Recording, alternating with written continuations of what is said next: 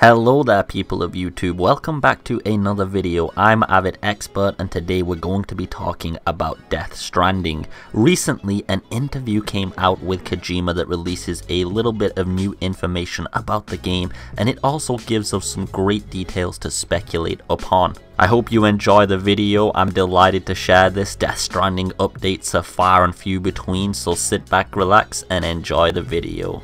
We first learn that the game is currently in early testing for the characters and environments, and that testing is going very well.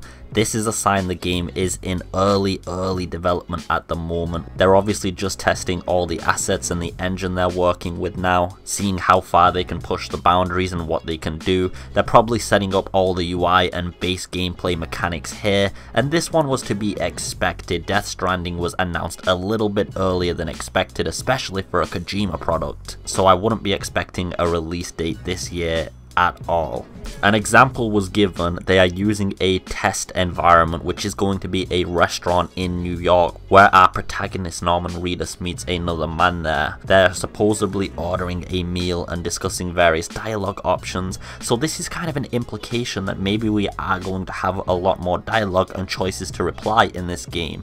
There might be a little bit more of a cinematic theme to this game, even more so than previous Metal Gear Solid games, and I know a lot of people are missing that element from Metal Gear Solid 5, so this might feel like a retouched version of what Kojima wanted to do in his previous games. This is much better. I really do hope they keep these dialogue choices and they have lots of cinematics and a lot of effects that those choices can have on the world. That would be really awesome. Now, he also talks about Norman Reedus being naked in the Death Stranding trailer. Now, we don't actually know exactly why. He's apparently had something very specific in mind. I guess people are just going to be left to assume what that is. Is it like some kind of Terminator time travel where your clothes don't come with you? But then why did he have the necklace? There's a lot of speculation there, and not really anybody can come to a conclusion because this goddamn game is so cryptic. But he did say, and then from there you will be able to see him in different costumes, in different hairstyles and different equipment, and that's as much as he could say. Now, I'd like to say, if you look back at the Peace Walker game and also Metal Gear Solid 5, you'll see a heavy amount of customization among the characters' equipment, their hairstyles, their general appearance, and especially the costumes which affect your camo index.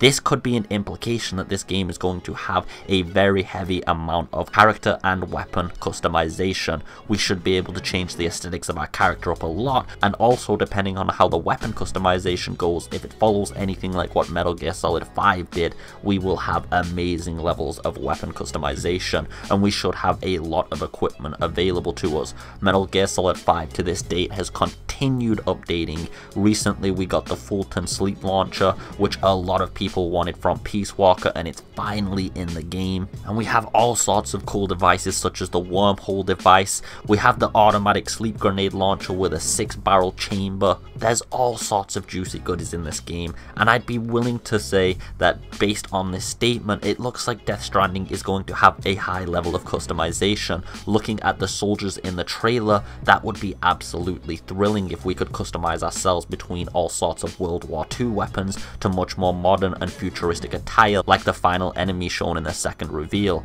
I'm sure a lot of people are hyped to hear this, to be honest. This is a really good detail to show, and based on what he said, it is an implication that these things are going to be in the game. I hope you are looking forward to that. Weapon customization in Metal Gear Solid was one of the most amazing things. It had a huge level of customization between underbarrels, scopes, stocks. You could change your ammunition type on several of the different weapons. There was a high level of customization, and even on the events that have been released up till today, they released new camouflage colors among new weapons and other levels of customization.